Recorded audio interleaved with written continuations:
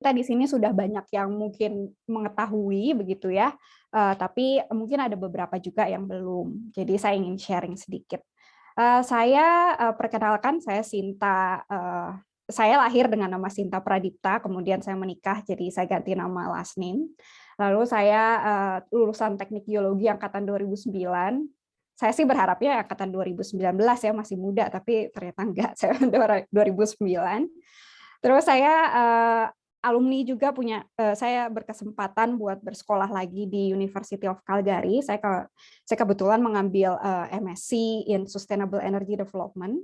Lalu saya sempat bekerja ya di beberapa perusahaan, salah satunya di Adidaya Renewable Energy, saya dulu sebagai Business Development Manager, lalu saat ini saya bekerja remotely, jadi saya hidup di opposite hour ya, jadi saya yang lain pada tidur di sini, saya kerja di PT Surya Daya Indonesia, jadi perusahaan saya sekarang saya bisa bekerja dari jauh.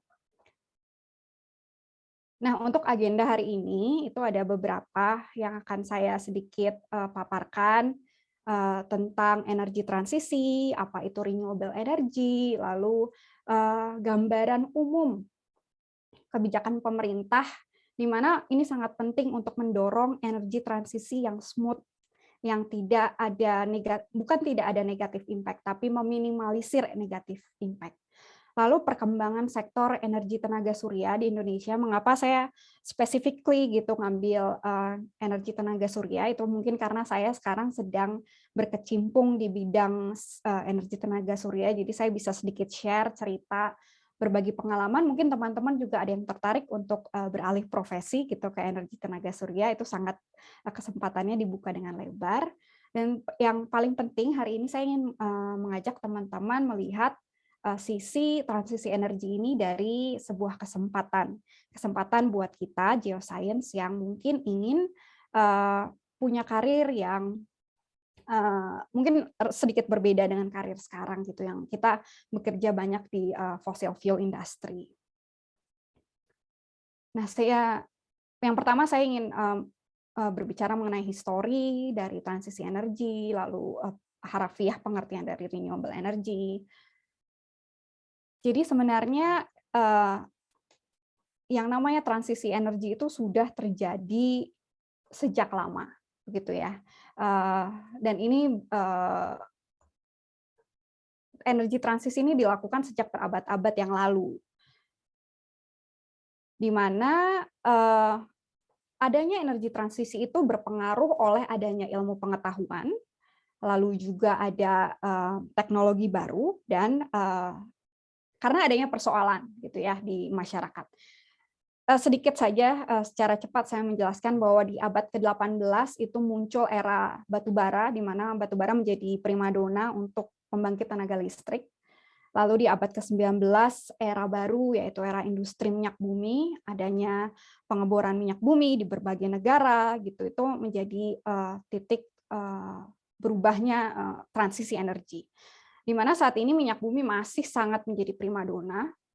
Adanya perang-perang di dunia itu salah satunya adalah memperebutkan minyak bumi sebagai sumber daya mereka, gitu ya.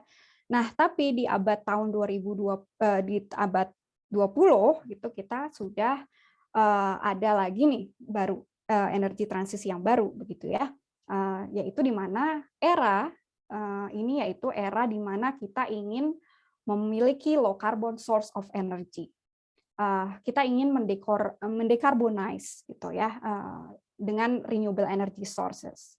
Dan juga di abad ini banyak sekali ilmu pengetahuan dan juga teknologi yang bisa berkembang untuk energy storage system. Jadi energi transisi itu memang dinamik, selalu akan berubah, dan di era saat ini kita mau tidak mau harus beradaptasi. Nah, untuk energi transisi secara harafiah itu adalah perubahan struktural secara signifikan terhadap sistem energi. Jadi yang biasanya kita hanya bertopang pada sumber energi yang berasal dari fossil fuel. Nah, di energi transisi kali ini kita mencoba untuk merubah atau beradaptasi menggunakan energi-energi bersih. Nah, mengapa? Karena saat ini dunia sedang menjalankan Sustainable Development Goals. Ada 17 poin penting di sini, namun untuk energi transisi, hal yang ingin dikedepankan adalah affordable and clean energy dan climate action, di mana ini menjadi concern utama untuk adanya perubahan energi dan perubahan cara pakai kita terhadap sumber energi. Nah, di sini ada peta dunia di mana kita bisa melihat berbagai negara coba masih sangat bergantung dengan fossil fuel. Kita lihat di sini bangsa Indonesia masih sangat dependen dengan fossil fuel. Mengapa demikian? Karena kita diberkati oleh sumber daya fossil fuel yang melimpah. Itu tidak salah ya. Jadi memang karena adanya kelimpahan energi fossil fuel, kita memanfaatkannya dan kita masih sangat bergantung, sehingga ini menjadi tantangan tersendiri bagi bangsa Indonesia untuk beradaptasi dengan energi transisi. Untuk renewable energy, mungkin rekan-rekan alumni sudah sangat familiar dengan renewable energy, yaitu energi yang secara arti yaitu energi yang dapat diperbaharui dan apabila digunakan terus-menerus itu tidak akan habis, berbeda dengan fossil fuel. Nah, apa saja sih jenis-jenisnya? Yang paling populer di Indonesia saat ini tuh yang lagi jadi hotnya gitu itu solar energy. Lalu ada hydro. Hydro ini kita sangat familiar karena banyak rekan-rekan dari teknik geologi, geoscience itu yang bekerja di bidang ini. Nah, geothermal power itu sangat seksi ya industrinya di Indonesia karena kita punya banyak sekali cadangan geothermal power gitu. Tapi memang pemanfaatannya masih minimal. Lalu untuk wind power, kita juga ada daerah-daerah yang berpotensi, biomass kita sedang digalakkan, dan tidal energy ini kita punya potensi yang banyak, cuman kita memang belum memanfaatkannya.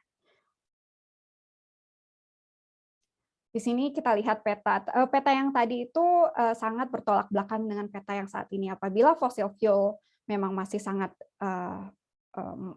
majority gitu ya di cara penggunaannya di negara tersebut, maka renewable energy di negara tersebut akan cenderung minim penggunaannya. Kita lihat di sini Indonesia, mungkin ini masih tahun 2019 ya, mungkin angkanya masih di angka sekitar 8-10%, tapi di tahun 2021 kita sudah naik, mungkin di sekitar angka 11-12%.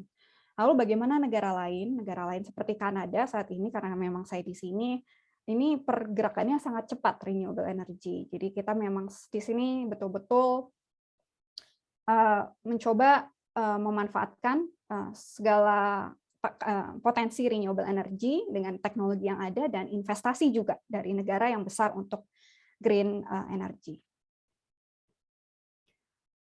Kalau kita berbicara mengenai perkembangan renewable energy di Indonesia, kita tidak bisa lepas dari kebijakan pemerintah dalam mendorong energi transisi.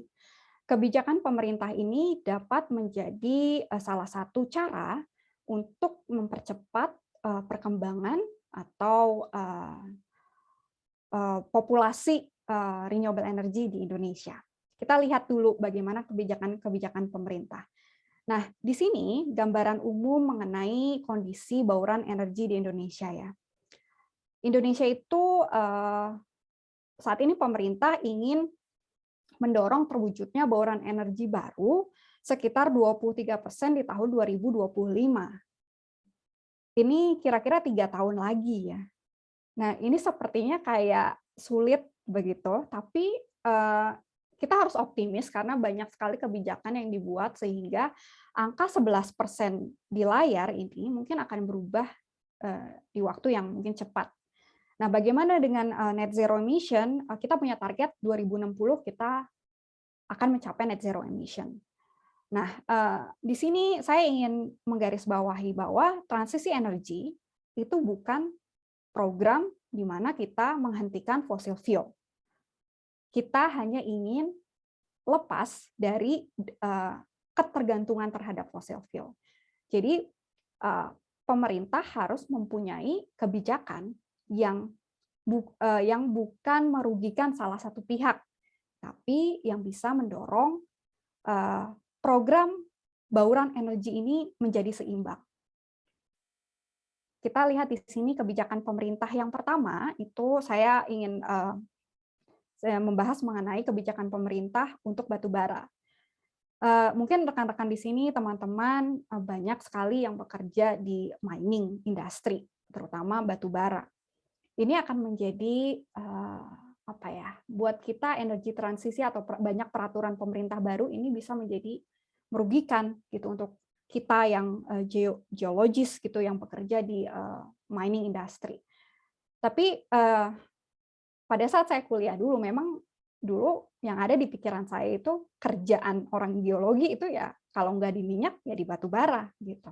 Nah tapi ternyata kita punya transisi energi ini bisa menjadi kesempatan baru nih buat teman-teman yang memang sekarang ingin beradaptasi dengan transisi energi itu untuk mungkin mencari celah di mana mining ini, batu bara itu bisa membantu pemerintah gitu untuk mengurangi emisi karbon.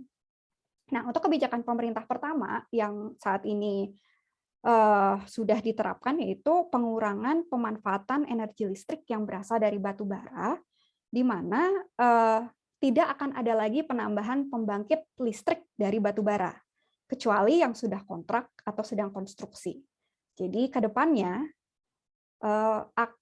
bisa saja terjadi bahwa akan ada beberapa penutupan pembangkit listrik tenaga uap ya dari batu bara.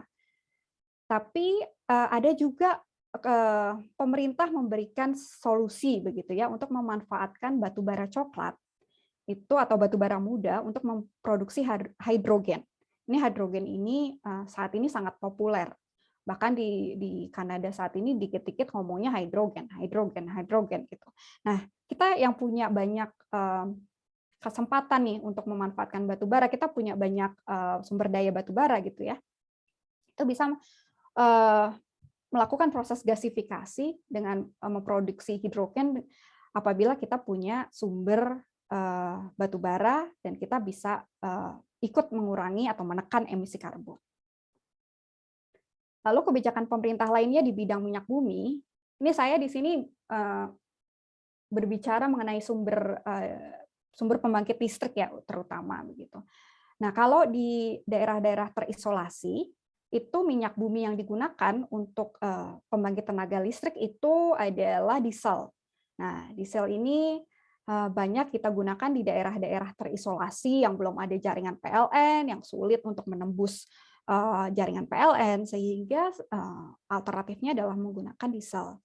Nah, pemerintah itu mempunyai aturan baru di mana akan mengkonversi pembangkit listrik tenaga diesel menjadi pembangkit listrik tenaga energi baru terbarukan. Salah satunya yang berkapasitas kurang lebih 500 MW. Pemerintah juga akan mengkonversi PLTD ke gas dan memperluas jaringan sistem terisolasi dengan pembangkit listrik baru. Pembangkit listrik baru ini bisa banyak sekali ya yang bisa possible untuk dilakukan, bisa dari geothermal, bisa dari wind, bisa dari solar, itu banyak sekali alternatifnya.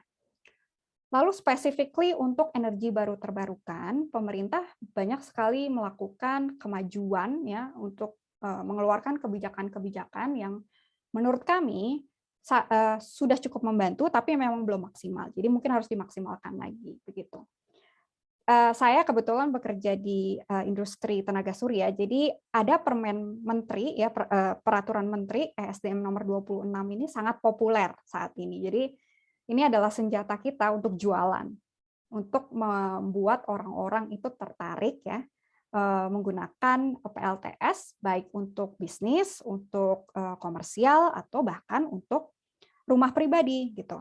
Nah, cara kerja PLTS itu kurang lebih adalah kita mendapatkan energi listrik dari tenaga surya, kemudian kita langsung pakai di beban rumah.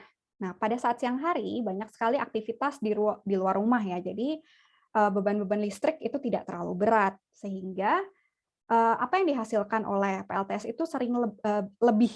Nah, kelebihan ini kita akan ekspor ke grid PLN. dulu peraturan yang dahulu itu energi yang apa yang kita ekspor itu akan dihargai only 65%. Jadi kalau kita bayar per kWh misalnya 1030 gitu ya. Nah, kita cuma dihargai 65% dari 1030 gitu. Jadi kita jualannya cuma segitu. Tapi saat ini apa yang kita ekspor dan apa yang kita import itu harganya sama 100%. Ya kita beli 1030 ya kita jual 1030. Jadi ini menambah animo masyarakat, lalu return of investment juga akan lebih cepat gitu.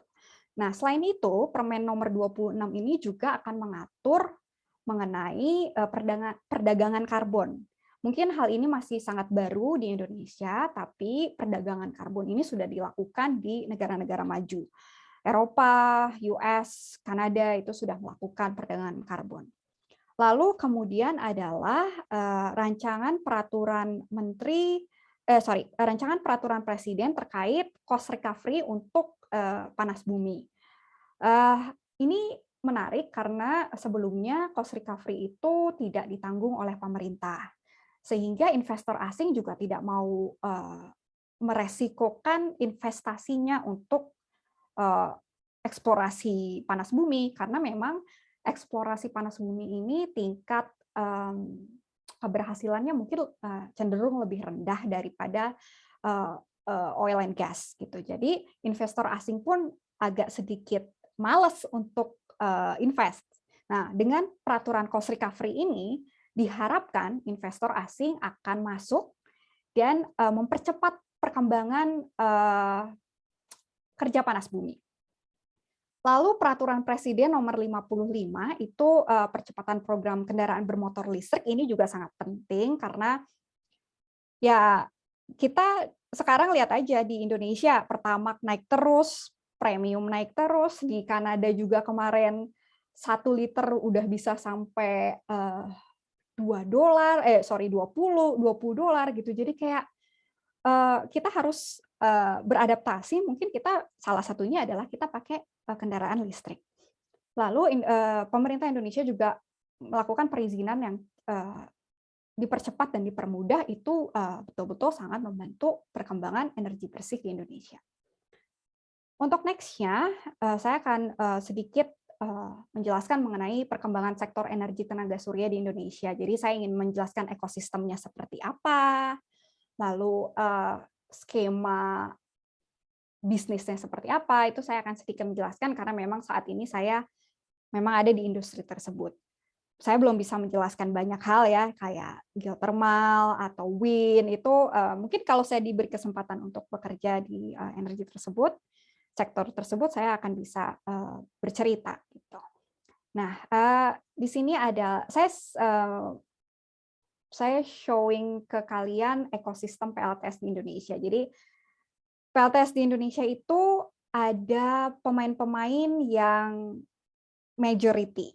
Yang pertama itu developer dan EPC, kemudian others. Others ini bisa supplier, gitu ya. Nah, saat ini saya bekerja di developer. Di developer, jadi perusahaan saya berusaha untuk memperluas pemakaian PLTS dengan cara memberikan financing. Jadi you don't have to pay for investasi ya, nggak usah bayar investasi gitu di muka. Kalian tinggal membayarnya itu bisa kayak kita cicilan mobil gitu ya, atau kita bisa juga membayar berdasarkan KWH yang dihasilkan. Lalu saya juga pernah bekerja di EPC company. Nah, di EPC company ini saya biasanya langsung business to customer. Jadi saya langsung ke customer-nya, mereka ingin melakukan pemasangan, terus bayar di muka, itu cepat sekali prosesnya. Nah, EPC company ini adalah yang melakukan desain, melakukan procurement, dan melakukan construction. Jadi bisnis EPC ini juga sangat penting gitu. Lalu supplier itu juga saat ini masih didominasi dengan supplier-supplier dari China. Nah, ada juga beberapa dari Eropa, dari Kanada gitu. Nah, ini juga sangat penting dalam ekosistem. PLTS. Nah, ini adalah gambaran di mana, Nah, ini juga gambaran di mana PLTS saat ini ya di Indonesia sudah ada 917 megawatt, di mana ini proyek yang sudah diselesaikan atau sudah dalam pengerjaan atau masih dalam rencana sampai Q2 2021. Penyumbang terbesar itu dari komersial dan industrial. Komersial itu bisa misalnya floating solar panel yang akan end user-nya adalah PLN, gitu ya. Lalu PLTS atap hanya menyumbang sekitar 188 megawatt. PLTS atap ini kita bisa terjemahkan sebagai residensial, gitu ya. Nah, ini adalah scope of work dari solar industry. Sedikit berbeda dengan scope of work-nya oil and gas atau mining ya. Kita ada kalau kita di geologis nih ada exploration gitu ya. Nah, kalau di solar industry ini exploration-nya adalah pre-construction, di mana saat ini saya bekerja di sebagai project developer. Jadi perusahaan kami yang menyediakan sistem, menyediakan desain, lalu kita biasanya lemparkan atau kita meminta kerjakan oleh subkontraktor gitu ya untuk melakukan assembly gitu ya. Jadi komponen, initial input itu dilakukan oleh EPC. Lalu yang paling penting di sini adalah post construction. Kenapa? Karena lifetime dari solar panel ini cukup lama, kurang lebih sekitar 25 tahun sampai dengan 30 tahun. Kalau kita memasang solar panel, solar PLTS dengan company mungkin yang belum berpengalaman untuk operation dan maintenance-nya, ini dikhawatirkan umur dari solar panel ini tidak terlalu panjang. Gitu. Jadi ini sangat penting siapa yang akan memaintain dan siapa yang akan melakukan operation-nya gitu ya. Nah, lalu end user-nya di sini PLTS, kalau PLTS itu lebih fleksibel. End user-nya bisa industri itu yang menyerap energinya, owner rumah yang punya rumah yang menyerap energinya, atau kita bisa jual ke pihak ketiga. Jadi untuk solar energy itu lebih fleksibel. Nah, ini pemanfaatan energi tenaga surya. Saat ini energi tenaga surya sudah digunakan di berbagai macam sektor. Bahkan itu di pengeboran lepas pantai pun kita bisa memasang solar panel. Di pemukiman, rumah-rumah yang ingin menghemat energi listrik setiap bulannya itu sangat dimungkinkan untuk memasang PLTS.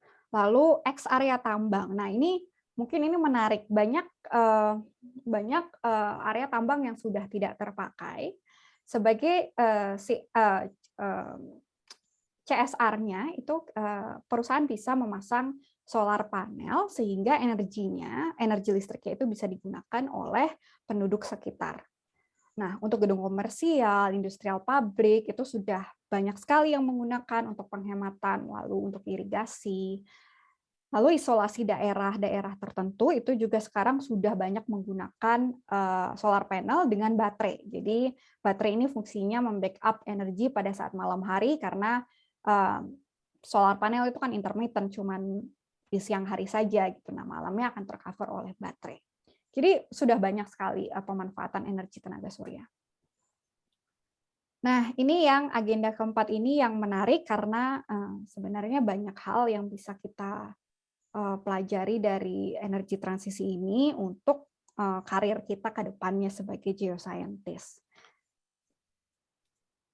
Nah, saya ingin sedikit membahas bahwa energi transisi itu harus dilakukan secara hati-hati. Karena apa? Karena kita tidak mau negatif impact-nya itu mengganggu kestabilan ekonomi suatu negara tersebut. Yang pertama itu memang tidak dipungkiri bahwa bertransisi energi dari fossil fuel ke energi terbarukan itu tidak murah. Investasi yang besar, $1 million itu dibutuhkan untuk melakukan energi transisi. Lalu dampak yang lain itu apabila kita tidak memanage dengan baik energi transisi, mungkin kita akan banyak manusia yang kehilangan pekerjaan. Contohnya saja misalnya apabila ada pertambangan batubara yang ditutup. Berapa orang yang akan kehilangan pekerjaan? Dari mungkin pengendara atau supir truk yang ada bekerja di sana, administrasi, sekretaris, atau ada geologis mungkin, atau engineer-engineer yang lain, itu mungkin akan kehilangan pekerjaan. Jadi kalau kita bisa memanage hal itu, mungkin ada kesempatan lain yang bisa ada gitu untuk orang-orang yang dulunya bekerja di mining itu untuk menghindari unemployment gitu atau kehilangan pekerjaan gitu. Mungkin akan bisa bekerja di tempat baru, bekerja untuk energi bersih. Lalu yang paling ditakutkan lagi adalah harga listrik yang tidak stabil. Waktu saya kuliah di sini di tahun 2015 itu ada kejadian besar di Provinsi Ontario ya, di mana di Provinsi Ontario mereka melakukan penutupan 6 coal power plant. Jadi 6 ditutup langsung gitu ya. Jadi harga listrik di Provinsi Ontario itu sangat mahal. Itu mungkin bisa kayak 5 kali lipat dari provinsi saya saat ini di Alberta gitu. Nah, mengapa? Karena mereka bertransisi sangat cepat tapi tidak meminimalisir cost-nya gitu. Jadi mereka langsung mengganti dengan power plant dari misalnya solar, wind, tapi kan itu intermittent gitu. Tidak bisa 24 jam menghasilkan energi gitu. Nah, mereka membutuhkan apa? Membutuhkan energy storage dan ini mahal gitu. Sehingga ya mau nggak mau di-charge ke harga KWH-nya sangat mahal gitu. Jadi kita tidak mau hal ini terjadi di Indonesia. Nah, kita lihat di diagram kali ini. Jadi di tahun 2100 ya, kalau kita masih ada ya, itu kita bisa lihat bahwa semakin lama fossil fuel itu akan berkurang. Nah, yang harus kita lakukan adalah kita memenuhi world energy demand itu dengan new energy dan clean energy. Nah, ini dibutuhkan orang-orang, ya kita, geoscientist, untuk mungkin mulai beralih dan mengembangkan teknologi, mengembangkan ilmu pengetahuan di bidang baru. Begitu. Ini peranan geoscientist dalam transisi energi. Jadi yang pertama, kita bisa bertransisi pekerjaan ke renewable energy, kita bisa bertransisi pekerjaan ke critical energy elements, dan kita bisa mencoba bekerja di energy storage industry. Nah, ini hal yang menarik karena mungkin kita punya potensi banyak begitu. Untuk geoscientist, yang pertama itu kesempatan besar bekerja di hydropower.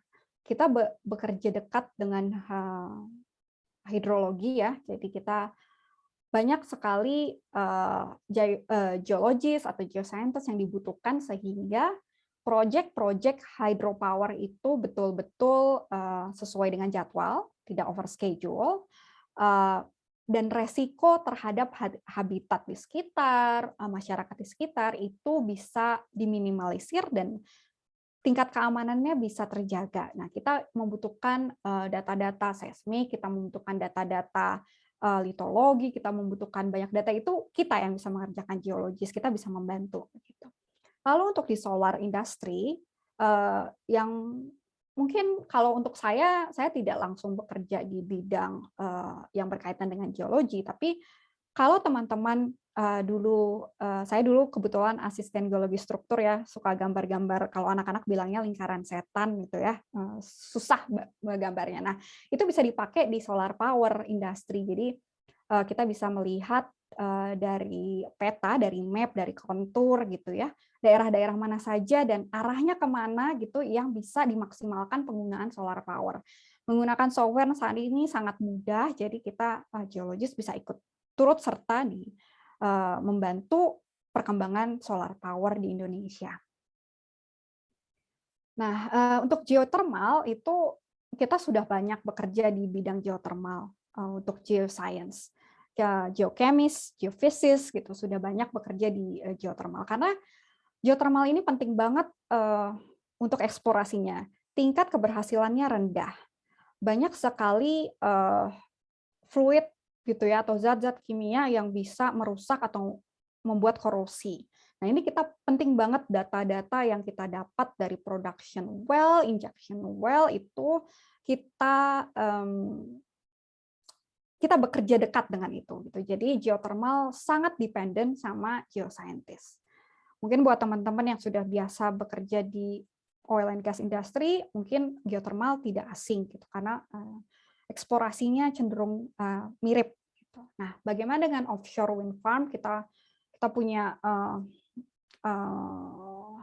laut yang sangat luas gitu dan kita bisa memanfaatkan wind farm di offshore.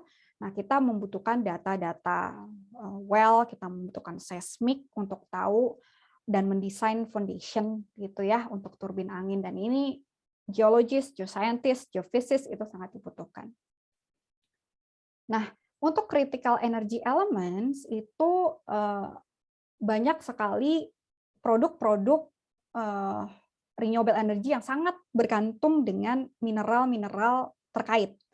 Ya contohnya aluminium, tembaga, zinc gitu. Itu kita membutuhkan. Nah, mungkin teman-teman yang sudah biasa di mining gitu ya, itu kesempatan-kesempatan terbuka pasti akan banyak sekali pertambangan-pertambangan baru untuk memenuhi kebutuhan atau demand dari solar panel, dari wind turbin atau bahkan dari EV.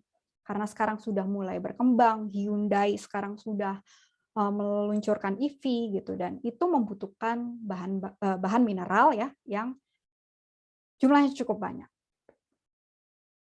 Kita tapi juga harus memperhatikan sebagai geologis atau environmental geologis gitu. Kita harus memperhatikan proses life cycle dari mining tersebut. Kita nggak mau memproduksi barang tambang untuk energi bersih, tapi ternyata di belakang itu kita menggunakan energi kotor. Gitu. Contohnya aja di sini mining ya di Northwest Territory di Kanada. Kalau ngelihat peta Kanada putih-putih, nggak ada kehidupan ya udah di situ. Nah, di tempat ini di Northwest Territories ini ada pertambangan tembaga yang terkenal. Di tahun 2013 mereka memasang wind power. Jadi instead of using diesel gitu ya, mereka menggunakan wind farm. Selain mereka ternyata menghemat bahan bakar, ini akan berpengaruh pada produk dari si tembaga tersebut. Jadi kita bisa mengatakan blue product atau green product karena memang indirect energy sources-nya itu berasal dari wind yang bersih. Jadi kita tuh harus lihat life cycle dari suatu produk mining itu dari cradle to gate kita harus lihat semua. Gimana mereka emisinya kemana, apakah diolah kembali. Nah, itu semua sangat penting sehingga tidak menjadi dua mata pisau. Kita pakai produk renewable energy, tapi ternyata produk tersebut dihasilkan dari dirty energy. Gitu.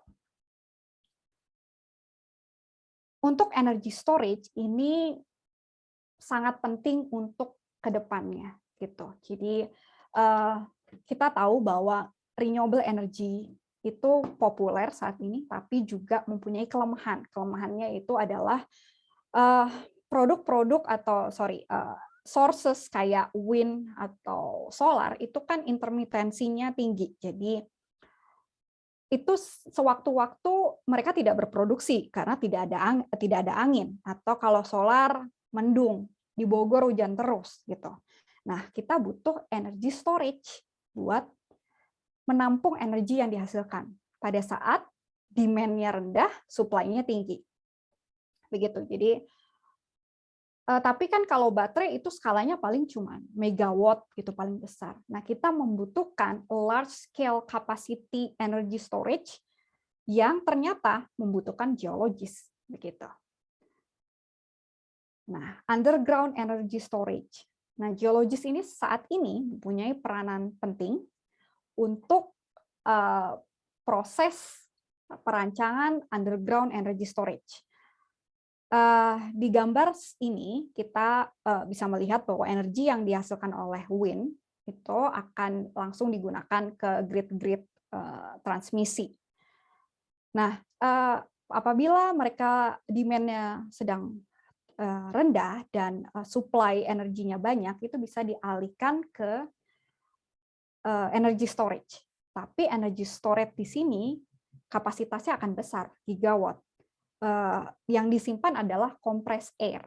Jadi pada saat malam hari atau pada saat wind-nya tidak kencang, tidak bisa menghasilkan energi yang besar, maka compressed air ini akan keluar, expand, menggerakkan turbin, lalu akan dialirkan energi ke load-load yang membutuhkan atau grid transmission. Dan ini continuity gitu, jadi terus-terusan prosesnya. Dan ini membutuhkan data seismik, membutuhkan data core. Nah, siapa yang akan melakukan? Kita, geologis. Gitu. Ini kesempatan yang baik nih kalau teman-teman ingin mencoba tantangan baru gitu, mungkin bekerja di energy storage company gitu ya, yang bisa melakukan hal ini. Ada lagi storage yang ternyata besar, itu yang bisa dikerjakan oleh geologis, geoscientist, environmental geologist, geophysicist gitu. Ya, kita ada yang namanya pump hydro. Jadi di mana pada saat supply energi ini besar, kita lakukan pergerakan pada turbin di mana akan ada reservoir ya yang dia itu di lokasi yang rendah dan juga akan ada reservoir yang lokasinya tinggi. Nah, turbin ini akan menggerakkan air dari elevasi rendah ke tinggi itu menggunakan energi dari wind atau solar. Nah, pada saat matahari tidak ada, wind tidak bekerja, tidak ada angin yang menggerakkan turbin, air yang tadinya di elevasi atas ini akan malah menggerakkan turbin. Jadi berbalik fungsinya. Menggerakkan turbin dan akan mengalirkan energi ke grid-grid transmisi. Nah, ini hal-hal yang mungkin bisa kita coba di kemudian hari gitu ya. Apabila kita ingin bekerja di energi baru terbarukan atau di energy storage gitu. Jadi memang banyak hal yang bisa kita lakukan. Jadi untuk teman-teman geoscientist, energi transisi ini bukan hal yang menakutkan. Energi transisi ini sebenarnya adalah kesempatan baru buat kita untuk mungkin ada yang ingin menambah ilmu, beralih profesi, mencoba tantangan baru, dan kita akan selalu ada tempat. Geoscientist itu akan selalu ada tempat di berbagai sektor industri. Gitu. Jadi teman-teman tidak perlu takut, justru malah ini kesempatan buat kita. Gitu. Terima kasih, ini saya sudah selesai slide-nya, tapi sebelumnya saya cuma ingin teman-teman membayangkan ya, kalau pada saat kita Zoom kali ini, tiba-tiba listrik padam, internet putus, lalu kita akan kehilangan momen ini gitu ya. Lalu kita, oh ya udah deh, kita pergi aja ke coffee shop terdekat, cari internet gratis, terus kita Zoom lagi. Tapi pada saat kita mau start di engine, mobil kita untuk ke coffee shop, ternyata it's not happening gitu, mobilnya nggak jalan gitu, karena ternyata tidak ada bahan bakar yang di mobil itu. Mungkin itu hal yang mungkin tidak terjadi sama kita saat ini gitu ya. Tapi kita harus berpikir mungkin anak cucu kita akan merasakan hal ini gitu. Jadi kalau kita tidak bertransisi energi dan kalau kita tidak sadar bahwa selama ini we all take energy for granted gitu ya. Anak cucu kita tidak akan merasakan hal yang sama dengan yang kita rasakan saat ini. Jadi start dari kita, lalu kita teruskan ke generasi yang akan datang, sehingga kita bisa menjadi climate change hero. Nggak usah buat banyak orang, buat diri kita sendiri dan anak cucu kita ke depannya. terima kasih kesempatannya untuk saya. Saya mungkin kembalikan lagi nih ke Mbak Nabela. Gitu. Terima kasih Mbak Nabela. Terima kasih Mbak Sinta atas materi seminarnya, sungguh sangat menarik. Apabila ada Mas dan Mbak yang ingin menanyakan langsung ke Mbak Sinta, dipersilakan 2-3 pertanyaan. Selamat siang. Selamat siang, Pak. Selamat siang, Mbak Sinta. Iya, selamat siang, Pak Suroto. Saya sebenarnya kurang sehat, tapi saya tertarik sekali dengan apa yang disampaikan Mbak Sinta. Jadi saya sekjen IAGU sebenarnya. Sebenarnya saya tadi sudah izin untuk tidak ikut, tapi bahasanya kok menarik sekali gitu. Jadi kalau kita bicara energi alternatif, sebenarnya kita sekarang kan masih bergantung atas energi fosil ya. Tapi ke depan tentunya kita harus lepas dari energi fosil itu gitu. Nah, Indonesia sebenarnya sudah mengupayakan berbagai pengurangan ketergantungan energi fosil ini. Di antaranya adalah mulai dengan energi CPO, terus energi listrik dan sebagainya. Tapi saya rasa ini belum maksimal untuk dilakukan seperti itu. Nah, saya tertarik dengan apa yang disampaikan Mbak Sinta, yaitu mengenai energi alternatif tenaga surya tadi. Jadi ini sangat memberikan satu inspirasi buat kami, terutama sebenarnya untuk unit terkecil gitu, sampai unit terkecil sampai rumah tangga ini sebenarnya kalau bisa dilakukan tentu ini sangat memberikan satu nilai efisiensi yang sangat besar gitu ya. Dan ini sangat menarik untuk saya tanyakan sama Mbak Sinta, karena kita buat Mbak Sinta bergeraknya juga dalam bidang energi alternatif tenaga surya seperti itu. Nah, apakah di tempatnya Mbak Sinta ini juga sampai artinya menangani dalam pengembangannya menangani energi alternatif ini sampai level terkecil yaitu rumah tangga gitu. Karena kenapa? Ini yang sangat menarik bagi saya. Tentu kalau saya pribadi sebenarnya kalau ini sampai ke tahap seperti itu, saya sebenarnya secara pribadi juga pengen untuk mungkin memasang energi itu di rumah saya gitu. Dan tentu juga kalau tidak menutup kemungkinan, misalnya saja bisa kami yang di daerah pelaku usaha seperti saya bisa lakukan semacam kayak kerjasama gitu. Saya berada di daerah mungkin investasi untuk itu. Nanti mungkin dari tempatnya Mbak Sinta bisa lakukan katakanlah semacam kayak join seperti itu. Dan kita tidak tahu nanti seperti apa mekanismenya, kita akan ikuti misalnya seperti itu. Nah ini terima kasih sekali Mbak Sinta sudah meluangkan waktunya dalam webinar ini, memberikan satu pencerahan alternatif, inspirasi kepada adik-adik dan anggota kami IAGU seperti itu. Nah, mungkin nanti Mbak Sinta mungkin ya itu tadi, mohon bisa diberikan satu penjelasan apakah energi alternatif yang Mbak Sinta sekarang lakukan itu hanya menyasar level yang mungkin besar gitu, atau mungkin sudah sampai ke level pengembangan tahap unit terkecil gitu. Ya. Itu Mbak Sinta ya, mungkin itu yang perlu saya sampaikan dulu. Mohon maaf saya kurang sehat, jadi cepat sembuh Pak Suroto, cepat sembuh. Terima kasih Mbak Sinta. Ini saya langsung jawab aja mungkin ya Mbak Nabela biar nggak lupa.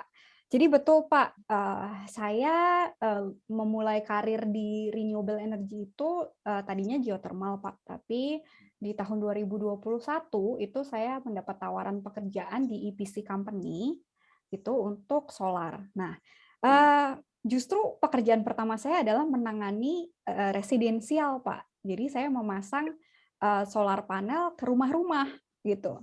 Nah, ini tantangannya besar bahwa saat ini kan orang-orang mungkin berpikir kalau saya mau solar panel itu saya nggak mau pakai listrik dari PLN sama sekali gitu ya. Nah, tapi sebenarnya itu possible, tapi investasinya besar untuk memasang baterai atau energy storage.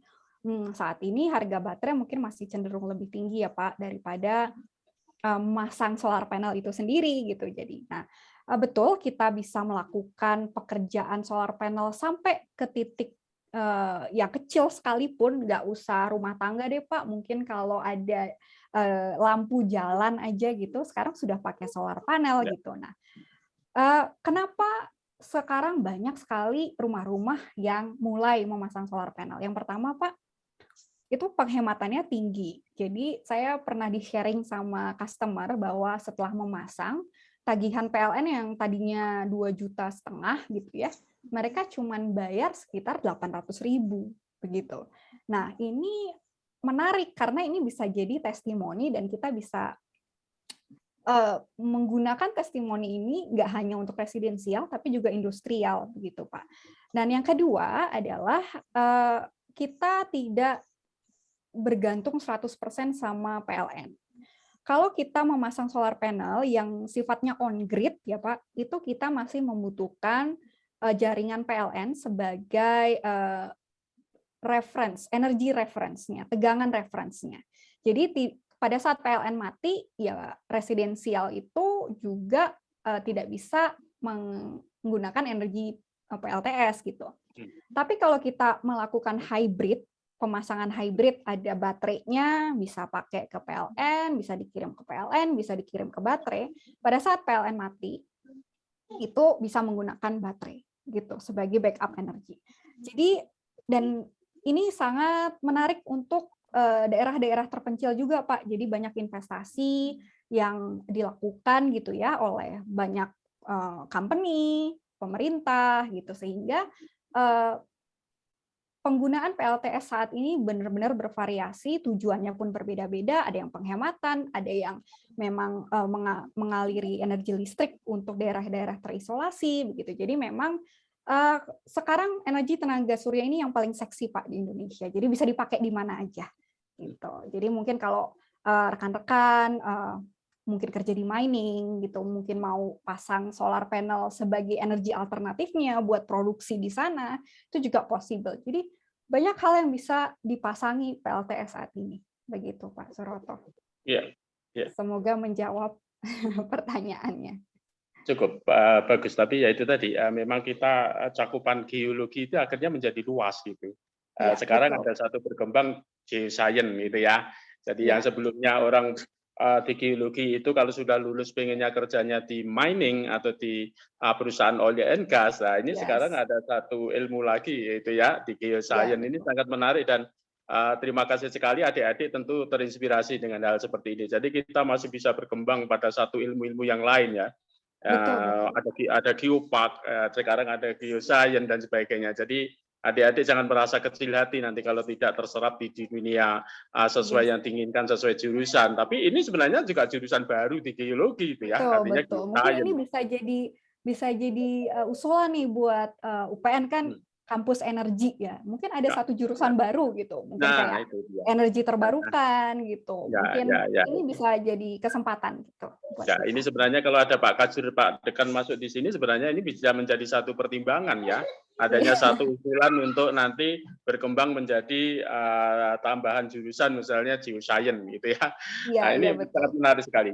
Monggo yang lain mungkin ada pertanyaan, monggo. Terima kasih Mbak Sinta atas sama-sama Pak. Terima kasih. Mbak Sinta, ini mungkin ada pertanyaan di kolom chatnya Mbak. Dari Mbak Eni, apakah ini? Oke, sebentar. Dari Mbak Eni ya, yang pengalaman renewable energy di Kanada.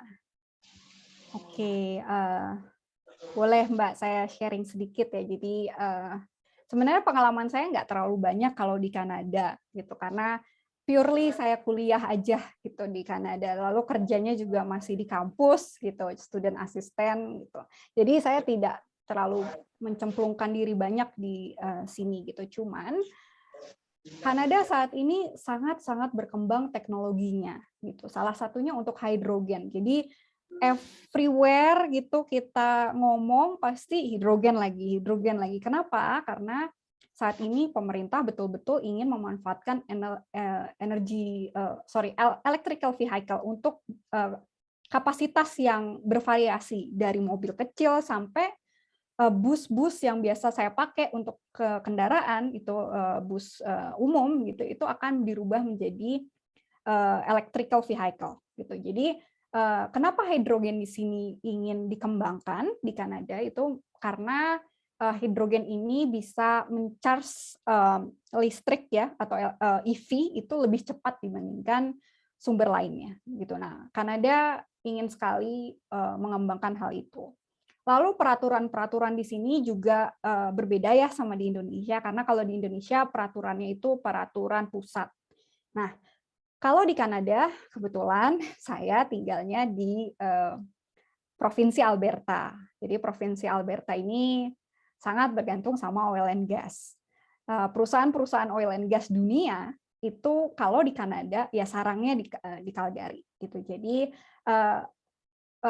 peraturan-peraturan untuk green energy itu sedikit lebih kurang agresif gitu dibandingkan di provinsi-provinsi lain. Jadi memang Kanada sangat bervariasi tergantung. Jadi ya saya juga di Alberta agak sedikit kesulitan mendapatkan pekerjaan di bidang renewable energy karena ya mereka lebih banyak oil and gas industry di sini gitu. Tapi untuk provinsi lain seperti Ontario itu sudah sangat baik sekarang ya transisi energinya ke energi bersih. Jadi sudah tidak ada coal power plant yang aktif sehingga hampir sebagian besar itu dihasilkan dari renewable energy. Jadi begitu sedikit sharing saya mengenai kondisi renewable energy di Kanada. Gitu. Mungkin ada pertanyaan lain, Mbak Nabela. Mas Budalma, silakan ada mau tanya lagi.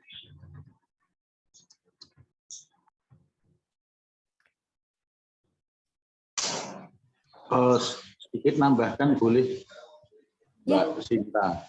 Ya, Saya Pak. sama dengan Bu Eni dari SDM Jawa Tengah. Dari Jawa Tengah sama, baru ya lah. Yang lain motor. Jadi kalau sama yang disampaikan Mbak Eni, di sini untuk solar itu baru bisa digunakan efektif untuk siang hari. Karena kalau pada malam hari kita menggunakan PLN kan, benar yang disampaikan, kalau kita pakai storage biayanya sangat mahal investasinya. Sehingga kalau untuk rumah tangga kurang tepat, karena rumah tangga lebih banyak menggunakan energinya di malam hari kalau di Indonesia. Betul. Nah, itu baru cocok untuk kegiatan industri kecil maupun industri besar yang aktivitasnya dilakukan di siang hari atau menggunakan energinya maksimalnya di siang hari, sehingga baru terasa efisiensinya. Tetapi dari pengalaman yang ada, efisiensi yang ada itu baru mencapai 30%, Mbak. Belum sebesar yang Mbak Sinta sampaikan dari 2 juta sekian menjadi 800. Kalau di kantor kita itu dari 24 juta menjadi sekitar 18 juta sampai 19 juta. Jadi efisiensinya ya 30% dengan mungkin kalau dihitung BEP-nya dengan investasi bisa baru 3 tahunan lah. Yaitu pengalaman yang ada yang masih atau yang realitanya yang sudah kami jalankan sejak tahun 2017. Ya. Itu Mbak Sinta. Mungkin ada pengalaman teknologi yang lebih baik lagi karena justru panel yang TKDN-nya tinggi di Indonesia harganya lebih mahal jauh daripada kita impor. Ini yang jadi masalah. Ini yang terjadi saat ini di Indonesia. Nah itu mohon pencerahan. Apakah sama kondisi ini dengan di Kanada? Terima kasih, Mbak. Ya, kalau di Kanada, Pak, saya mau sharing sedikit bahwa saya tinggal di provinsi yang curah saljunya ini luar biasa, Pak. Kadang saya ngelihat dari luar ada matahari, tapi ternyata pas turun salju. Nah, ini juga sangat menjadi problem ya, Pak, di Calgary, khususnya kalau kita ingin melakukan men-saving energi gitu dari PLTS gitu. Jadi ini hal yang masih kita kembangkan teknologinya, begitu Pak. Ada kalau di Kanada, Pak, yang kalau untuk yang skala besar begitu ya, itu solar panelnya itu bisa muter. Jadi pada saat matahari ada di sebelah timur itu akan muter ngikutin matahari. Ada di sebelah utara dia akan ke utara, ke kiri dia akan ke barat gitunya. Itu juga bisa membantu salju untuk meleleh turun gitu karena posisinya itu miring ya, jadi bisa turun. Nah, tapi tetap saja efisiensinya pun masih rendah begitu, Pak. Bahkan mungkin untuk penghematan tidak akan banyak menghemat karena pada saat winter kita butuh energi listrik untuk penghangat ruangan. Saya aja di sini dari tadi pakai penghangat ruangan. Nah, ini energi listriknya besar sekali. Nah, sedangkan PLTS itu di winter produksinya sangat rendah gitu. Jadi memang yang paling penting sebenarnya energi storage tersebut begitu. Jadi energi storage memang diperlukan, tapi memang investasinya akan lebih besar begitu. Cuman mungkin sekarang sudah ada banyak energi storage yang lebih terjamin terjangkau sama masyarakat gitu di Kanada. Cuman memang hal ini masih menjadi perdebatan gitu ya Pak, karena memang jadi semakin banyak energi storage yang dibutuhkan gitu kalau winter time-nya semakin panjang gitu. Jadi memang hal yang sama sih Pak kalau di Kanada dan di Indonesia gitu. Justru di Kanada saat ini ada masalahnya mungkin lebih kompleks karena kalau di Indonesia kan ini ya Pak, matahari itu benar-benar dari jam 6 sampai jam 6 lagi, tapi kalau di Kanada di kadang matahari itu baru ada jam 8, jam 7, nanti jam 4 udah nggak ada. Jadi itu kalau winter, tapi kalau summer orang-orang yang puasa gitu ya, itu akan panjang sekali. Jadi sedangkan kebutuhan listrik pada saat summer itu tidak terlalu besar gitu. Jadi ya inilah yang dibutuhkannya energi storage. Jadi pada saat summer time energinya bisa disimpan, lalu winter time dipakai. Tapi memang itu butuh investasi yang besar. Begitu Pak Agus, semoga bisa menjawab pertanyaannya nih Pak. Ya, berarti kan problematikanya masih mirip lah ya Mbak. Masih Pak, masih mirip. Ada teknologi yang bagaimana bisa menciptakan efisiensi yang lebih baik dari yang sekarang. Iya, betul. Iya Pak. Ya. Terima kasih Pak Agus. Ya. Terima kasih. Lalu Mbak Sinta ada pertanyaan dari Litbang Asurya. Monggo Mbak di kolom chat. Sebentar Mbak. Oke.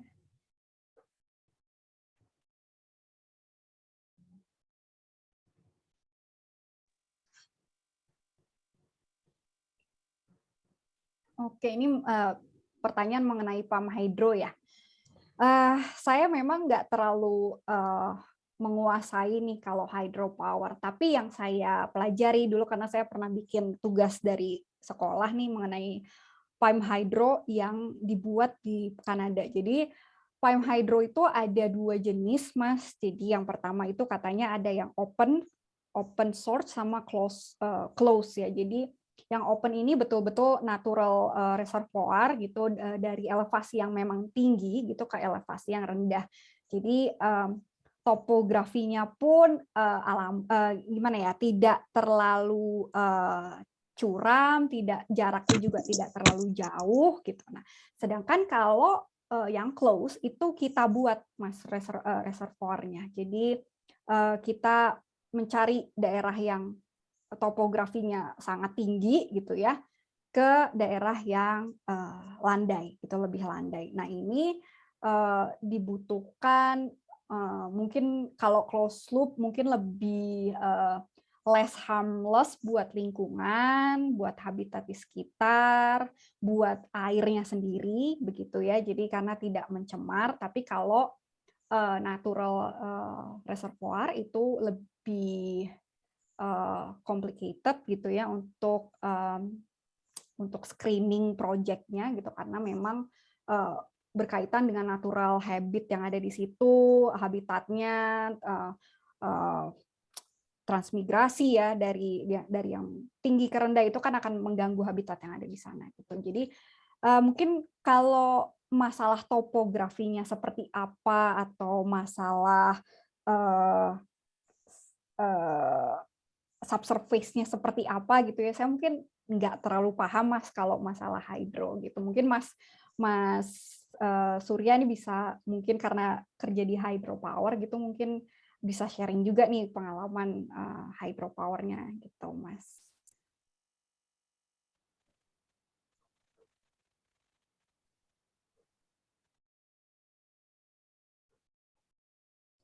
Mas Surya, halo.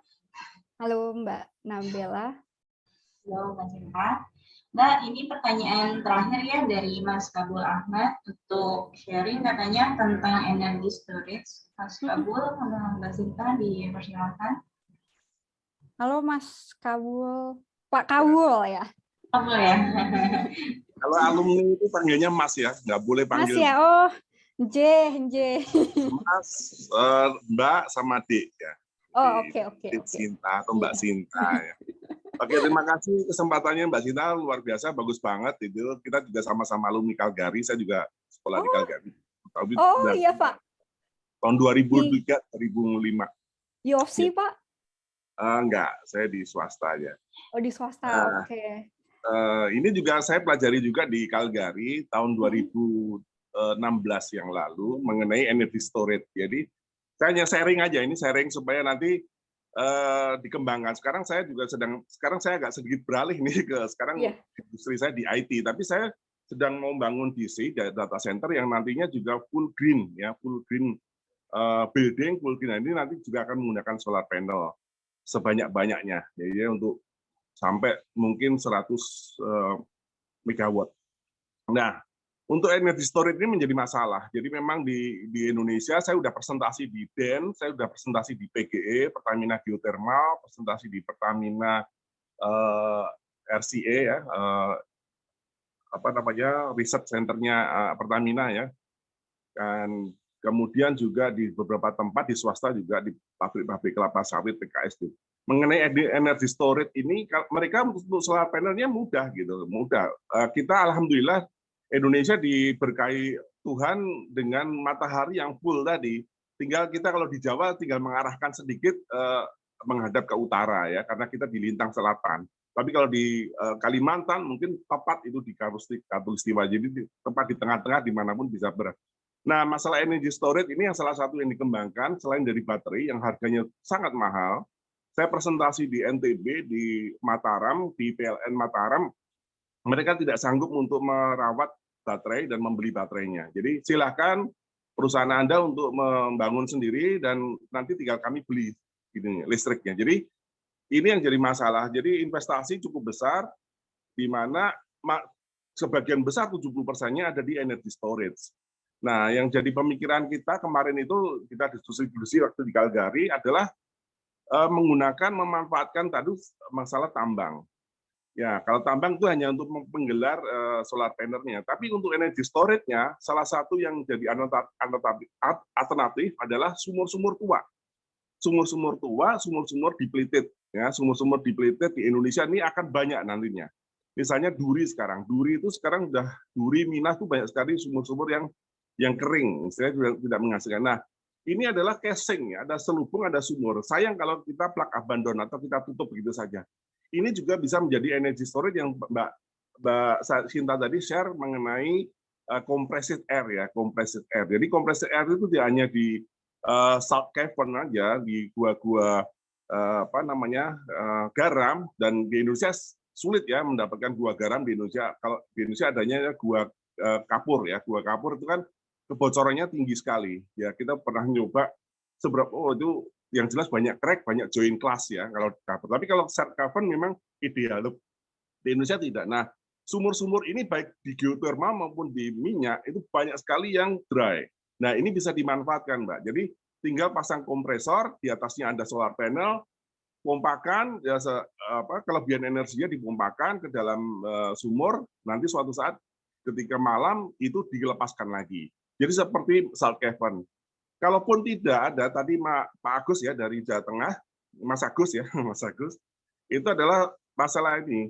Jadi ada juga yang portable. Di Prancis sudah diadakan mengenai istilahnya satu county atau satu RT RW gitu memiliki energy storage untuk solar panel, yaitu berupa semacam trailer yang berisi coil. Coil itu pipa panjang, tapi dalam satu trailer atau dua trailer yang melingkar-lingkar begitu ya. Itu juga adalah seperti sumur. Kalau sumur kita tegak lurus vertikal, kalau ini coil pipa yang melingkar-lingkar gitu, menyimpan storage juga, menyimpan compressed air tadi. Dan ini bisa dipindah-pindahkan kemana-mana, asalkan di mana ada panas, di situ ada solar panel ataupun wind, ya, wind energy juga dipakai. Kemudian menyimpan energi air-nya tadi, udara tadi terkompresi di situ. Nah, ini yang kemarin saya minta ke EBTK juga, saya presentasi di Lemigas EBTK, itu ya kita join investasi dalam arti mereka kita join uangnya dan teknologinya, mereka mencarikan tempat dan mana orang-orang atau perusahaan-perusahaan yang memang representatif untuk dilakukan percobaan ini. Cuman sayangnya belum jalan sampai sekarang, jadi ininya juga nggak bisa. Jadi Iya, itu Pak, yang betul. saya sharing, dan mungkin Mbak Sinta pulang nanti ke Indonesia, mohon ini juga bisa dikampanyekan, karena itu juga paling mudah. Ya. Kita dibuat oleh siapapun bisa, asal speknya, besinya, pipanya, dan sebagainya, kemudian juga sumur-sumur minyak tadi, bisa ditinjau lagi gitu. Kita ke SKK Migas untuk meminta ya, atau juga ke mana, ke geotermal ya, Asosiasi Geotermal Indonesia, Panas Bumi Indonesia itu diminta itu sumur-sumur. Saya pernah ke Lampung itu yang minta beberapa sumur yang dry itu juga geotermal yang dry itu bisa dipakai untuk energy storage. Dan ini penting kalau kita nggak mengeluarkan biaya penelitian semacam ini, ya nanti kita akan ketinggalan gitu. Betul, betul, Pak. Jadi memang problem saat ini untuk energy storage adalah investasi di awal memang sangat besar, Pak. Jadi bahkan orang-orang yang tadinya mau masang PLTS off grid aja itu mundur karena kok masang PLTS-nya aja nggak seberapa, tapi masang baterainya bisa 3 kali lipat dari harga project dari solar gitu. Jadi ini yang mungkin ke depannya pemerintah bisa ikut membantu, tapi juga teknologi-teknologi baru juga dibutuhkan begitu ya Pak ya. Jadi untuk sumur-sumur tua yang bisa ada potensi untuk penyimpanan energi storage itu kalau memang tidak lagi digunakan gitu dan tidak dipakai dengan sia-sia gitu, memang lebih baik gitu kita ada investasi untuk melakukan at least percobaan dulu gitu ya Pak ya, untuk melihat gitu apakah ini efektif gitu, dan ini nantinya sangat baik untuk kedepannya sih Pak, karena kita akan kehilangan kekurangan energi gitu dari energi fosil. Sekarang aja minyak goreng udah langka, next time mungkin hal yang lain bisa langka termasuk energi gitu. Jadi apalagi kalau energi listrik gitu ya, semakin banyak populasi semakin banyak kebutuhan energi. Jadi betul Pak, jadi nanti kalau saya di Indonesia punya kesempatan untuk bisa kampanye lah untuk energy storage, pasti akan saya lakukan gitu Pak. Iya. Ya. Jadi itu untuk menjawab Pak Agus tadi, jadi pipa pun bisa dipakai untuk storage gitu. Yes. Jadi. Yes. Gitu. Terima kasih. Ya, terima kasih nih Pak Kabul. Mas. Oh iya Mas, maaf Mas, saya lupa kan. Kalau itu saya angkatan tua ya, saya angkatan 81. Oh, berarti seangkatan Bapak saya mungkin ya Pak ya? Bapak saya 82. Betul. Ya, di teknik geologi juga dulu almarhum Bapak. Ya. Ya, terima kasih Mbak Sinta. Bagus. Terima kasih, terima kasih. Terima kasih untuk Mbak Sinta atas mengisi webinar hari ini. Lalu untuk para penanya juga terima kasih atas pertanyaannya. Sebelum ditutup, mari kita berdoa menurut kepercayaan dan keyakinan agama masing-masing. Berdoa dimulai.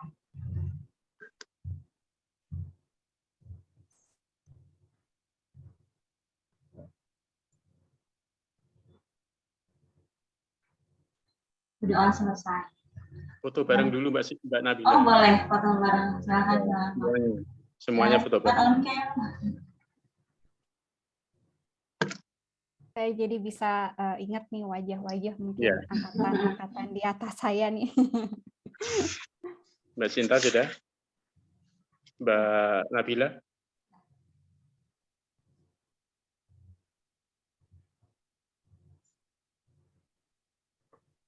Sudah Mbak Nabila? Sudah Pak. Ya, kebetulan ini direkod ya, karena ada beberapa grup tadi yang minta rekamannya gitu. Jadi sangat menarik sekali pembahasannya. Jadi ada beberapa grup yang minta rekamannya gitu tadi. Itu ya. Terima kasih ya, Pak. Terima kasih Mbak Cinta atas kehadirannya. Ya, terima kasih. Apabila ada kata yang salah, saya mohon pamit undur diri. Saya juga mohon maaf kalau ada kata-kata yang kurang berkenan. Selamat menjalankan ibadah puasa buat teman-teman di Indonesia. Amin. Amin. Terima Terima kasih kasih. semuanya, Mas dan Mbak. Terima kasih. Assalamualaikum. Terima kasih Mbak Cinta. Terima kasih. Ya, terima kasih Pak. Thank you semua. Terima kasih semua. Mbak Sinta, makasih.